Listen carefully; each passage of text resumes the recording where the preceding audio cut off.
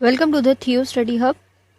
आज करेंगे बेटा यूनिट 3 का चैप्टर 3 खत्म करेंगे आज आपका न्यायपालिका, जिसमें पढ़ना है आपको। ठीक है, जुडिशियली जो था आपका सिलेबस देख लीजिए बेटा एक बार। यूनिट 1 कंप्लीट है, 2 3 का लास्ट पार्ट है ये चैप्टर 3 ये वाला जो आपका ये इस एक पार्ट में हो जाएगा सारे चैप्टर, बाकी ये वाला बचा हुआ है।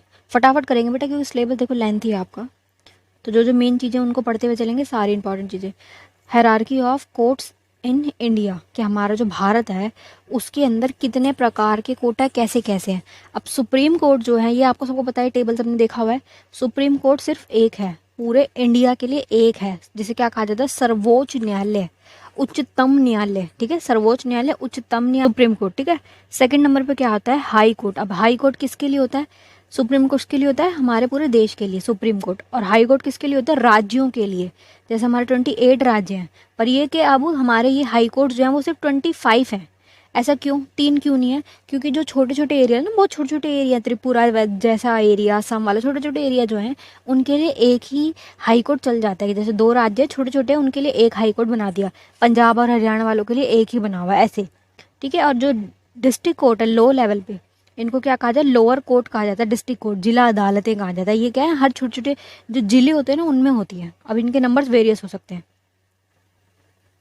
सबसे पहले सुप्रीम कोर्ट देख लीजिए एक बार। सुप्रीम कोर्ट ये इतना बड़ा, ये एक आपका सुप्रीम कोर्ट है जो भारत के लिए, पूरे इंडिया के लिए सिर्फ एक है। ठीक है, एक सुप्रीम कोर्ट है आपका। इसको पूरे को पढ़ेंगे, स्टार्ट करेंगे, तीनों का करना है हमें, एक ही करके स्टार्ट करेंगे।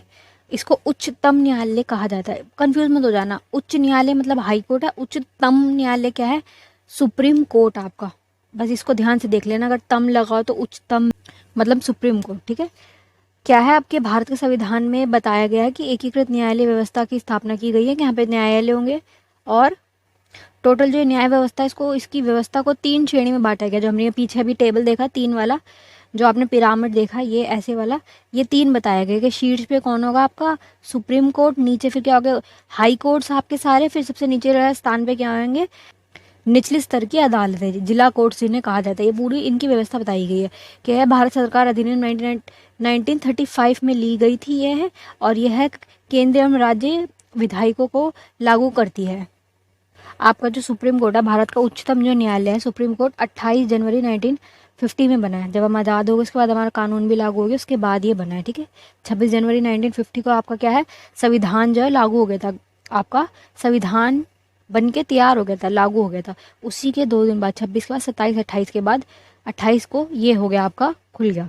अब ये है क्या, ब्रिटिश वालों की जो प्रीवी काउंसिल्स थी ना उसका ही उत्तराधिकारी। पहले क्या थी, प्रीवी काउंसिल्स थी इस टाइम पीरियड पे यहाँ पे, और फिर बाद में क्या है ये हमारा, जब हम आज़ाद हो गए तो हमने से क्या बना दिया, सर्वोच्चतम न्यायालय, उच्चतम न्यायालय। नेक्स्ट आपका है कि उच्चतम न्यायालय का गठन। अब ये गठन वाली वो दोबारा बता रहे हैं कि कैसे मतलब बना होता है, ये पूरा उसका स्ट्रक्चर क्या होता है सुप्रीम कोर्ट का। ठीक है, अब ये क्या, जो आपका उच्चतम न्यायालय है इसका गठन मुख्य न्यायाधीश एक होगा, मेन बंदा, जैसे सीजेआई कहा जाता है, चीफ जस्टिस ऑफ इंडिया है ना, उसका और अन्य न्यायाधीशों के द्वारा होता है।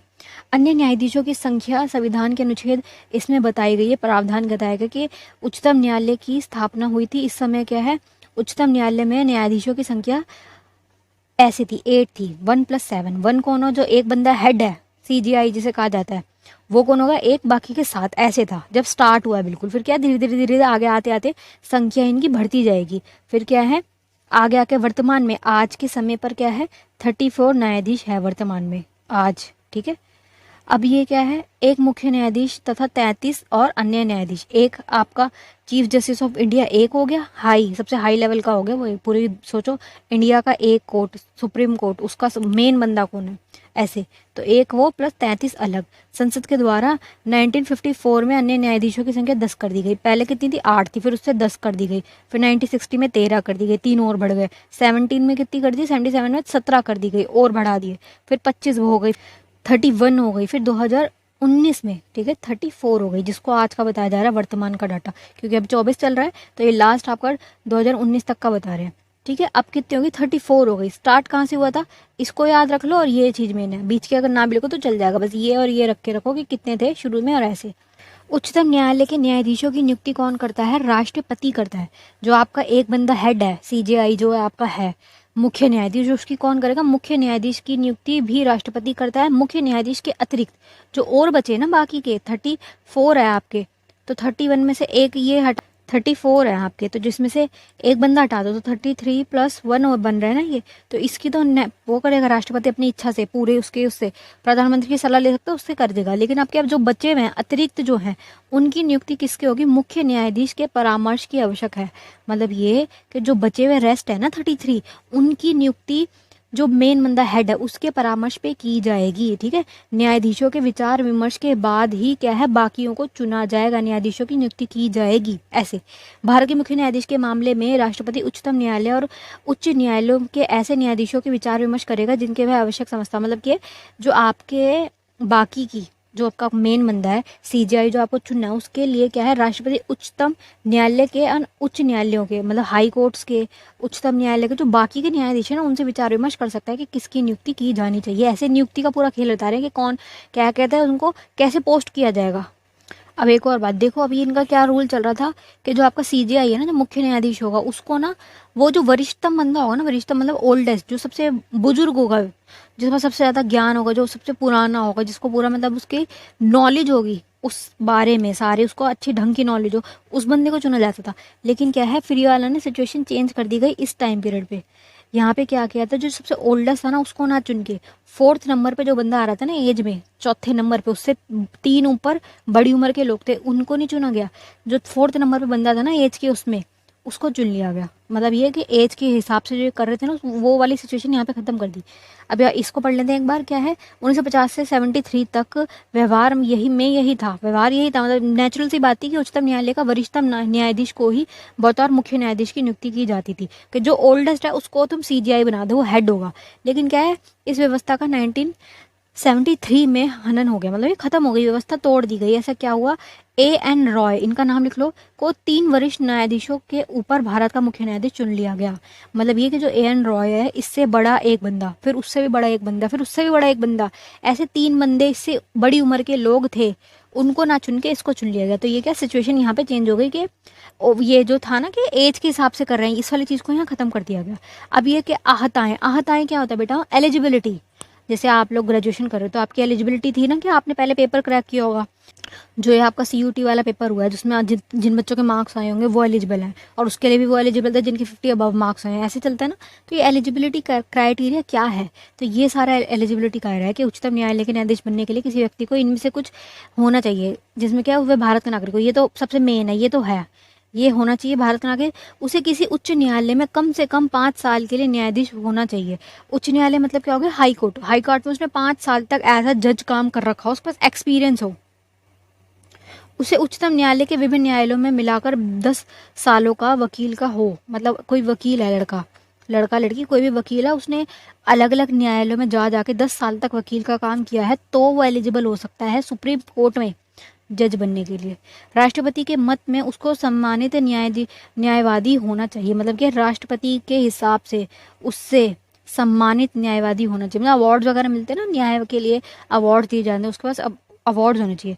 नोट क्या है, उपरोक्त में से यह स्पष्ट किया गया है कि संविधान के उच्चतम न्यायालय में न्यायाधीशों की नियुक्ति के लिए न्यूनतम आयु का उल्लेख नहीं है। अब ये क्या बोल रहे हैं, लास्ट बात क्या बता रहे हैं कि एज लिमिट नहीं बताई गई है, संविधान में भी ऐसा कुछ नहीं लिखा है। और एज का यहाँ पे फैक्टर खत्म हो गया 73 के टाइम पीरियड। पहले कहा था ओल्डेस्ट को करो, लेकिन ऐसा कुछ नहीं है, फिर बना दिया। तो एज वाले सिस्टम नहीं है यहाँ पे, क्योंकि देखो कम एज वालों को तुम जज की कुर्सी पे नहीं बिठा सकते हो, क्या ही फैसले ले लेगा। ज़्यादा यही होता है कि जो बुजुर्ग लोग होते हैं ना उन्हें बिठाया जाता है कि उन्होंने दुनिया देखी भी है, वो गलत नहीं लेंगे डिसीजन। ऐसे जो बड़े होते हैं ना, जितने ऐसे देखा जाता है कि जो जितने बड़े हैं वो उतने ज़्यादा समझदार होते चले जाते हैं, होता है कई जगहों पे ऐसे। इसलिए न्यायाधीशों को हटाना, अब इनको हटाने की वो न्यायाधीश क्या, ये सारा हमने पढ़ लिया कि कैसे बनते हैं, कौन होते हैं, क्या है सुप्रीम कोर्ट, ये सारा पढ़ लिया। अब इनको हटाने की प्रक्रिया क्या है, कैसे इनको हटा सकते हैं। तो हटाने का प्रोसेस इतना आसान नहीं है, डिफिकल्टी है प्रोसेस, बट ये कि नामुमकिन नहीं है, हटाया जा सकता है।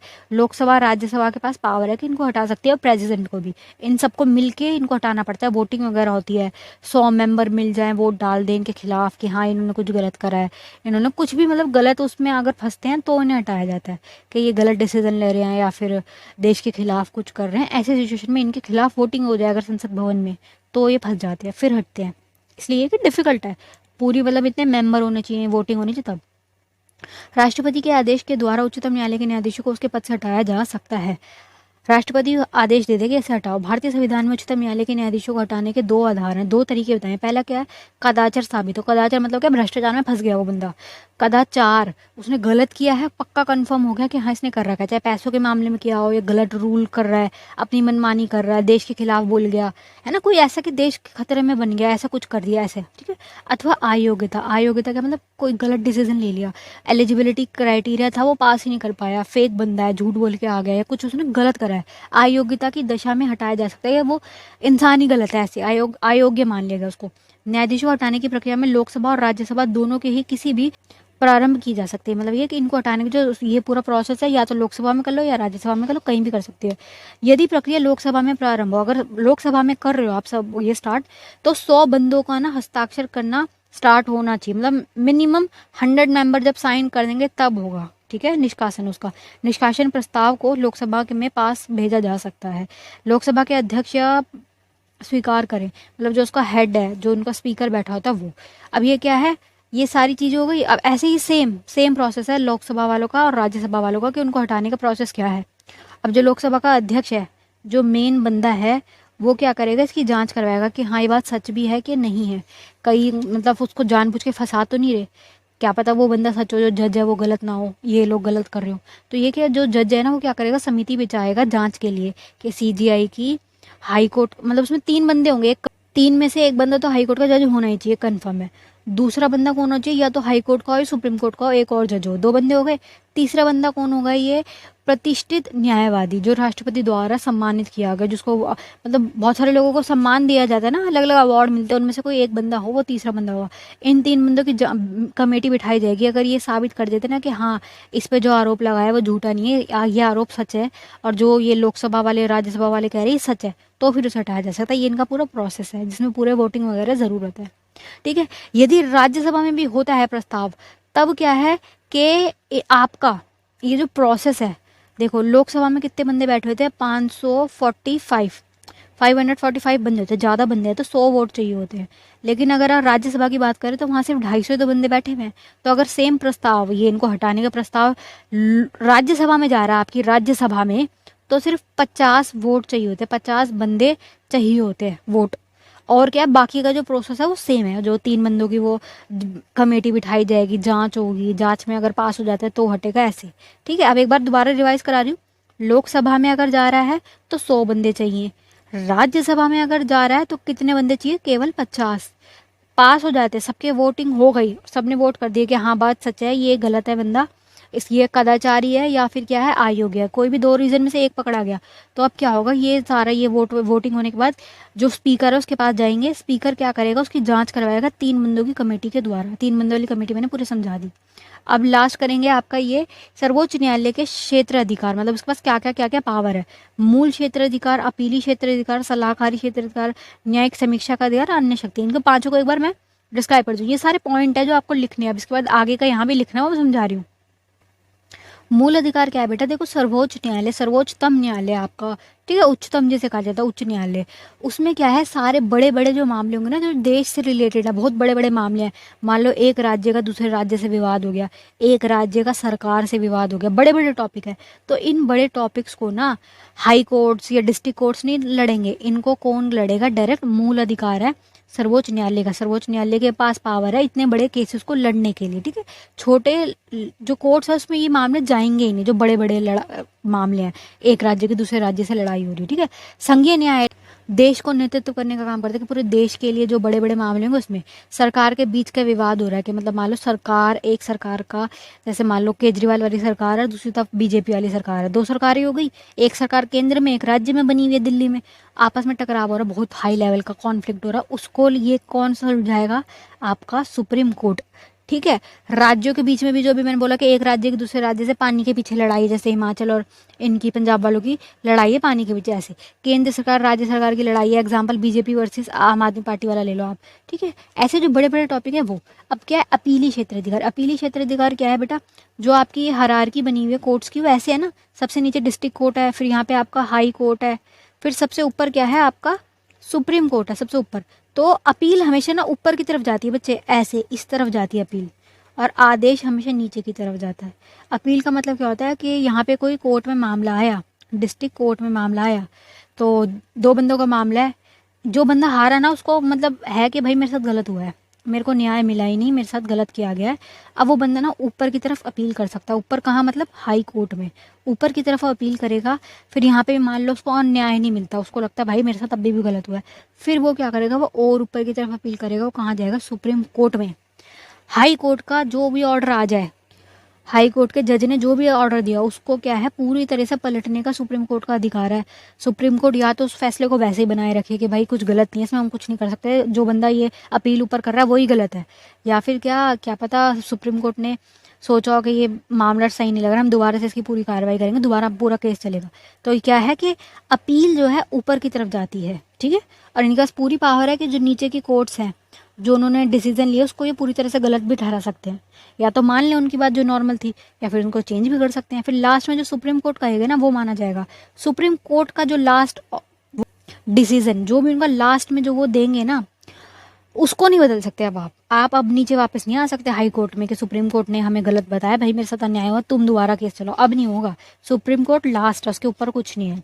फिर राष्ट्रपति से माफ़ी वगैरह मांगी जा सकती है, पर वो ऐसे केस में देते नहीं है माफ़ी। अगर मान लो आपको बस माफ़ी का अधिकार है, उसके बाद सुप्रीम कोर्ट ने जो ऑर्डर दे दिया दे दिया। अगर आप अब भी चाह रहे हो कि मुझे कुछ मतलब इसमें चेंजेस हो जाए, तो सिर्फ माफ़ी का अधिकार है वो राष्ट्रपति देता है, जो कि वो ऐसे सबको नहीं देता, बहुत रेयर केस होते हैं कि माफ़ी मिल जाए, ठीक है। अब क्या है, सलाहकारी क्षेत्र अधिकार, सलाह देने का पूरा पूरा अधिकार है। सरकार में कोई दिक्कत चल रही है, सरकार को कुछ नहीं समझ आ रहा, तो सीजीआई जो है ना वो प्रेसिडेंट को बहुत सारी जगहों पे सलाह देता है। सीजीआई कौन है, आपका मुख्य न्यायाधीश जो है सर्वोच्च न्यायालय का, वो सलाह देता है राष्ट्रपति को। राष्ट्रपति को क्या सलाह देगा, वो किस टॉपिक पे देगा, संविधान से रिलेटेड जितने भी टॉपिक हैं, ठीक है, इन पर। न्यायिक समीक्षा का अधिक मतलब क्या होता है बेटा, कि सुप्रीम कोर्ट का फैसला अब बदला नहीं जा सकता, इनका फैसला लास्ट है, थर्ड पे है, ये मोस्ट टॉप पे बैठे हुए हैं। पर ये कि इनको अगर आप फोर्स करो, फोर्स नहीं मतलब आप उनसे गुजारिश कर सकते हो कि आपने जो फैसला लिया है इसमें हमें दिक्कत लग रही है, आपने इसको पुनरावलोकन करो। इसको क्या बोलते हैं, पुनरावलोकन, पुनरीक्षणकरण, के इसको फैसले को दोबारा से एक बार देखा जाए, ताकि अगर इसमें कहीं गुंजाइश है ना चेंज की, तो चेंज कर दिया जाए। जो कि इतना आसान नहीं है, होता भी नहीं है, पर ये कि फैसले को पलटने का अधिकार इनके पास है, ठीक है। पूरी तरीके से क्या है, न्यायिक समीक्षा, फैसले को ये चेंज भी कर सकते हैं, क्योंकि ये लास्ट लेवल है, टॉप पे हैं। जो इन्होंने फैसला दे दिया वो दे दिया, तो उसके बाद उसको चेंज तो किया जा नहीं सकता। सिर्फ और सिर्फ इनके खुद के पास पावर है न्यायिक समीक्षा की, वो जो भी ऑर्डर दिया हुआ है ना उसको दोबारा रीचेंज की पावर इनके पास है, ठीक है। कि इन्होंने कोई ऑर्डर दिया हुआ है, कुछ सालों बाद पता चलता है कि जो हमने ऑर्डर दिया था उससे गलत था वो, तो उसे ये चेंज कर सकते हैं खुद, बाकी के नीचे वालों को कोई मतलब नहीं है, ठीक है। अन्य शक्तियों में क्या क्या आ रहा है कि प्रेसिडेंट को, उपराष्ट्रपति के विवाद को सुलझा सकते हैं। प्रेसिडेंट और उपराष्ट्रपति, वाइस प्रेसिडेंट के बीच में कोई दिक्कत आ गई तो उनके विवाद को सुलझा सकते हैं।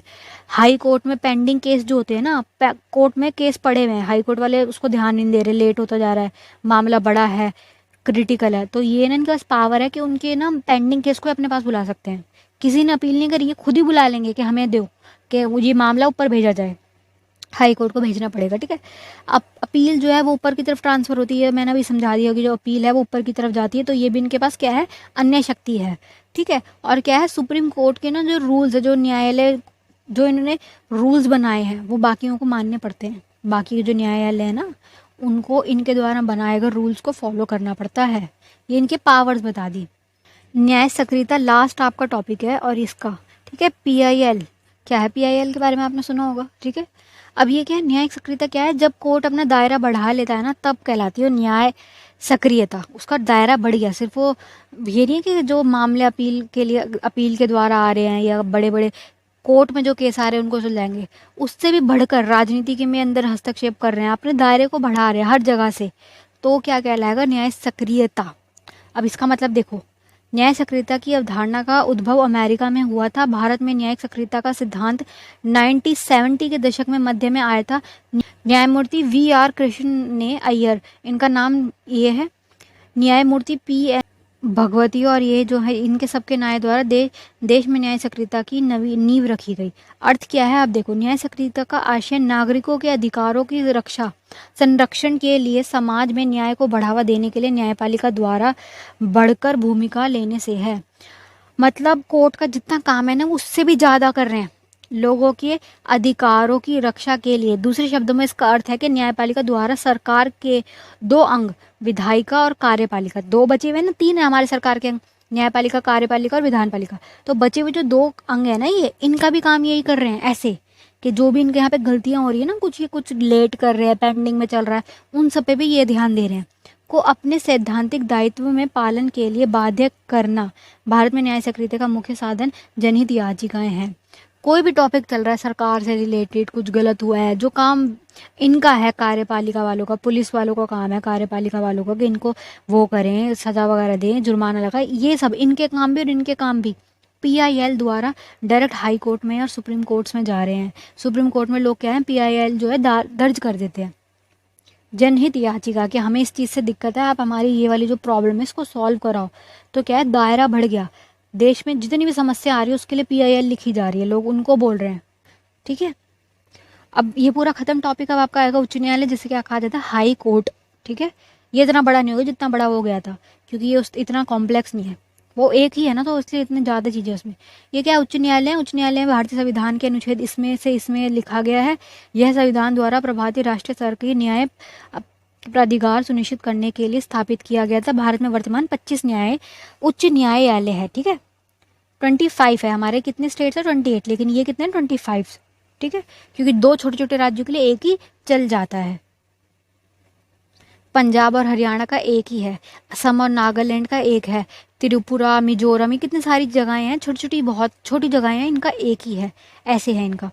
अब क्या है, न्यायाधीशों क्या मतलब इसके लिए एलिजिबिलिटी क्या है बेटा, भारत का नागरिक हो, ये तो मेन चीज़ है।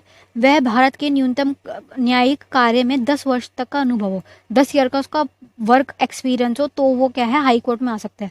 वह उच्च न्यायालय में लगभग 10 वर्षों से अधिक तक रह चुका हो, मतलब उसने हाई कोर्ट में 10 साल तक का काम किया वो। ठीक है, या तो वो किसी और न्यायालय वगैरह में न्याय मतलब जो नीचे वाले न्यायालय होते हैं, डिस्ट्रिक्ट कोर्ट्स वगैरह, उनमें करा हो, या फिर उच्च न्यायालय में ही हाई कोर्ट में उसने 10 साल का काम किया हो। नोट क्या उपरोक्त में स्पष्ट यह है कि संविधान में उच्च न्यायालय के न्यायाधीशों की न्यूनतम नियुक्ति के लिए न्यूनतम आयु नहीं है, मतलब एज लिमिट यहाँ भी कुछ नहीं है ऐसे कि मैक्सिमम और मिनिमम क्या एज, ऐसा कुछ नहीं है। इनको हटाने का भी प्रोसेस क्या है, जैसा उसका था वैसे ही इनका होगा। प्रोसेस में देखो ये लिखा हुआ है कि अगर वो बंदा कदाचारी साबित हो जाए, उसने भ्रष्टाचार किया, या दूसरा क्या अयोग्य वो स्थापित हो जाए, राष्ट्रपति के आदेश पर ही उसको क्या है हटाया जा सकता है। अब ये मामला कहाँ चलेगा, लोकसभा और राज्यसभा में। तो अब यही यदि लोकसभा में हो तो, यदि लोकसभा में हो तो 100 बंदों का हो, 100 बंदों के वोटिंग हो, और क्या उसके बाद जो लोकसभा में जो हेड है, जो आपका स्पीकर है, उसके पास जाएगा मामला कि ये इसका कदाचारी है, अयोग्य साबित हो गया, फिर वो क्या करेगा, उसे स्वीकार करेगा अस्वीकार करेगा, उसमें है वो एक समिति बिठाएगा। समिति में एक उच्च न्यायालय का बंदा हो, किसी भी उच्च न्यायालय का 3 बंदे हैं ना टोटल, तो एक उच्च न्यायालय का हो, एक सर्वोच्च न्यायालय का हो, एक बंदा कोई राष्ट्रपति द्वारा सम्मानित है, ऐसे 3 बंदों की वो होगी, जांच करेंगे फिर हटाया जाएगा। लोकसभा में 100 बंदों की सीट है, और राज्यसभा में अगर जाते तो 50 चाहिए होंगे आपको।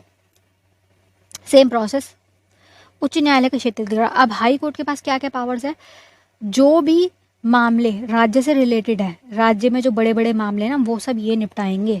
ठीक है, वो मामले डिस्ट्रिक्ट कोर्ट्स में नहीं जाएंगे जो बड़े लेवल पे जा रहे हैं, मौलिक अधिकारों से संबंधित जो भी टॉपिक्स होंगे वो। ठीक है, कि मौलिक अधिकारों का अगर उल्लंघन हुआ है तो ये हाई कोर्ट क्या है डिसीजन ले सकता है उस पर, सशस्त्र बल विद्रोह में छोड़कर, अगर मतलब वेपन्स यूज़ ना हो बस, बाकी के जो भी टॉपिक्स होंगे ना उसमें ये क्या है, इसके पास पावर है कि ये अपना डिसीजन ले सकता है। लेकिन अगर वेपन्स यूज़ हो गए, गन्स यूज़ हो रही है, AK-47 यूज़ हो रही है, ऐसी लड़ाई हो रही है, तो फिर मामला सुप्रीम कोर्ट में जाएगा। फिर हाई कोर्ट के पास इतनी पावर नहीं है कि वो बात करे। संविधान की व्याख्या कर सकता है, ये तो कर सकता है ये। ठीक है, उच्च न्यायालय के अधिकारों में सेवा कर्मियों की नियुक्ति करने का अधिकार, मतलब ये सेवा नियुक्ति कर सकता है। कुछ मामले में उच्च न्यायालय का क्षेत्राधिकार सीमित है, उदाहरण के लिए उसका न्यायाधीशों पर कोई क्षेत्राधिकार नहीं है। मतलब यह है कि इनके पास बाउंड्रीज भी हैं, हाईकोर्ट वालों पे बाउंड्रीज भी हैं कि वो क्या है, अपनी मर्जी से किसी भी न्यायाधीशीकरण पर कोई भी क्षेत्राधिकार नहीं है कि वो नियुक्ति कर सके। ठीक है बेटा, मेन यही पावर्स है कि मौलिक अधिकारों के लिए रक्षा कर सकता है। डिस्ट्रिक्ट कोर्ट में जो पेंडिंग केस पड़े हुए हैं इनसे नीचे वाले कोर्ट में, उस पे क्या है, अपनी राय रख सकता है, वो केस अपने पास ट्रांसफर करवा सकता है। जैसे सुप्रीम कोर्ट इनसे मंगा लेते थे ना केस, की केस पेंडिंग चल रहा है हमारे को दे दो, वैसे ये अपने से नीचे वाले जो अदालत है उनसे केस मंगा लेता है। सशस्त्र बल छोड़ के बाकी के जो भी टॉपिक होंगे ना, उनमें ये अपनी राय रख सकता है। सभी न्यायालय के उच्च न्यायाधीशों के अधीनस्थ के अधिकार रखता है। अब यह अधीनस्थ न्यायालय क्या है, उच्च न्यायालय से भी नीचे जो आते हैं, लास्ट वाले छोटे छोटे मामले जो होते हैं ना, वो इनमें जाते हैं। ठीक है, इनके पास सिर्फ लिमिटेड पावर है।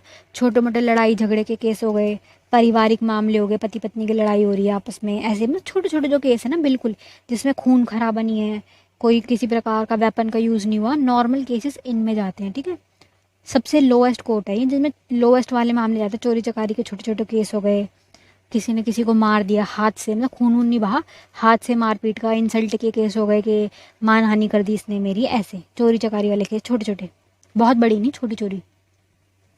अधीनस्थ न्यायालय क्या, उच्च न्यायालयों के अधीन न्यायालयों का एक पदानुक्रम होता है, जिसमें भारतीय संविधान के अधीनस्थ न्यायालय कहा जाता है।